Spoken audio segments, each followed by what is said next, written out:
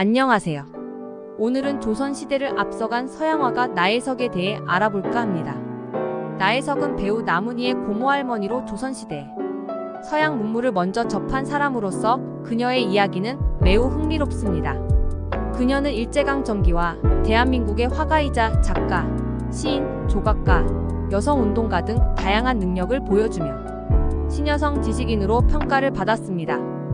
그녀는 경기도 수원의 명문가에서 본부인의 딸로서 사랑받으며 자랐지만 아버지가 두었던 여러 첩들로 인해 고생하는 어머니를 보며 자신은 절대 결혼하지 않으리라고 다짐했다고 합니다.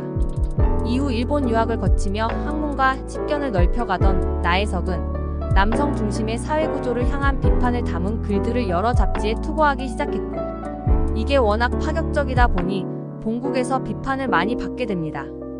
다양한 글들을 통해 당시 남성 중심 사회를 비판하던 나혜석은 집안에서 결혼하라는 압력을 이겨내지 못해 결국 일본 유학 당시 연인이었던 최승구와 약혼을 하기로 합니다. 그러나 최승구는 폐렴과 결핵에 시달리다 25세라는 젊은 나이에 요절해버리고 말았고, 이렇게 첫사랑을 떠나보낸 나혜석은 슬퍼하며 집안에서 권유하는 모든 중매 자리들을 거절하였습니다. 그러다 평소 가까웠던 오빠 나경석의 소개로 교토에 있는 김우영을 만나게 되었고, 오빠의 강력한 추천으로 처음엔 거절했으나 집안에서 계속 보채는 통해 결국 김우영의 청혼을 받아 결혼하기로 합니다. 이때 나혜석은 결혼 전 4가지 조건을 들며 이를 허락해야만 결혼하겠다는 입장을 밝힙니다. 1. 평생 지금처럼 사랑해줄 것. 2. 그림 그리는 것을 방해 말 것. 3. 시어머니와 전실 딸과는 별거하게 해줄 것. 4. 최승구의 묘지에 비석을 세워줄 것. 위의 4가지 항목은 당시로서는 굉장히 파격적이면서도 괴상한 조건이었습니다.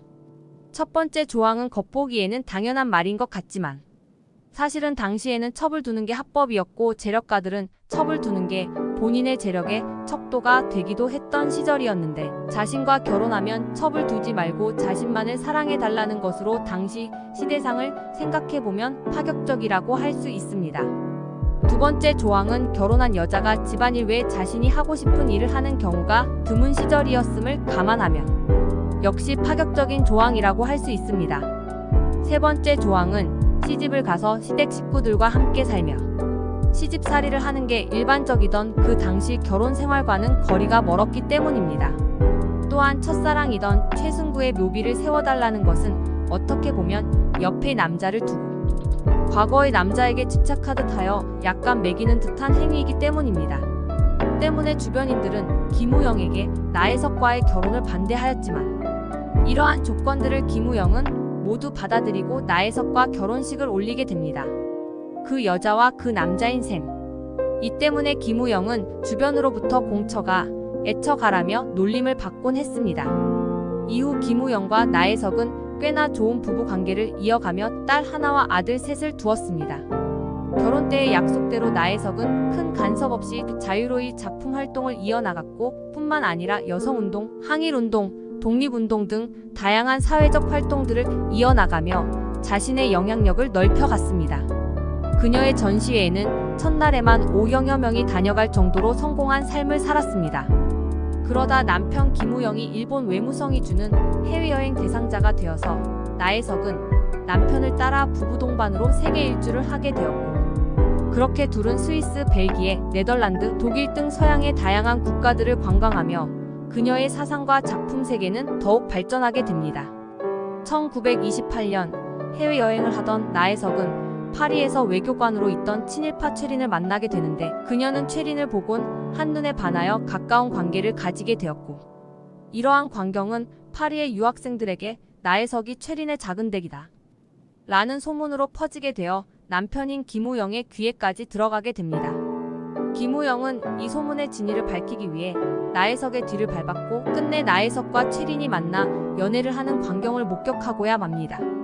이에 분노한 김우영이 자신이 있던 베를린에서 짐을 싸고 나혜석이 있는 파리로 오면서 나혜석과 최린의 분류는 끝나게 됩니다.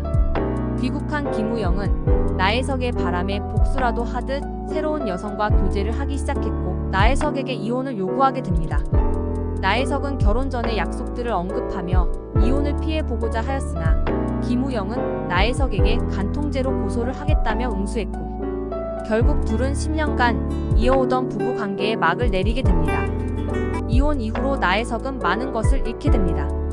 화가로서의 명성 실추 아이들의 양육권을 남편 김우영이 가져가게 되면서 자식들을 볼 수 없게 되었고 해외에서는 여전히 명망 있는 화가이지만 국내에서는 구설수에 오르는 인물이 되어버렸습니다.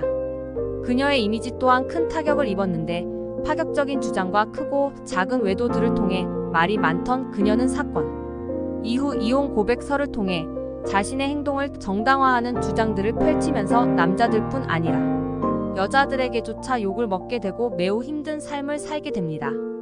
말년에 그녀는 대인기피증과 우울증에 시달렸으며 후에는 파킨슨병과 중풍까지 들었지만 그럼에도 계속해서 여성운동을 위한 강연을 계속하였고 끝내 요양원에 들어가게 됩니다. 자식들을 악마라 칭하며 폄하하던 그녀는 말년에 들어서야 자식들을 그리워해 화가로 명성이 높았던 파리로 떠나지 않고 국내에 남았다고 고백하였고 시집살이와 현모양처를 비판했던 그녀는 말년에 시어머니의 사망 소식에 시댁을 찾아갔다가 쫓겨나기도 하고 자식은 악마라며 폄하했다가 죽기 전에는 자식들을 만나보고 싶어해 여러 번 만남을 시도했지만 김우영은 이러한 나혜석의 자식 상봉을 막기 위해 경찰을 동원하였으며 모든 아들, 딸들은 어머니의 방문을 거부하였습니다. 그녀는 죽는 순간까지도 자식들을 보기 위해 요양원에서 탈출까지 시도했으나 결국 길에서 쓰러진 채 발견되었으며 1948년 12월 10일 서울시립자재원 무영고자 병동서 영양실조로 사망했습니다. 그녀에 대한 긍정적 평가와 부정적 평가는 다음 영상에서 다뤄보겠습니다. 시청해주셔서 감사합니다.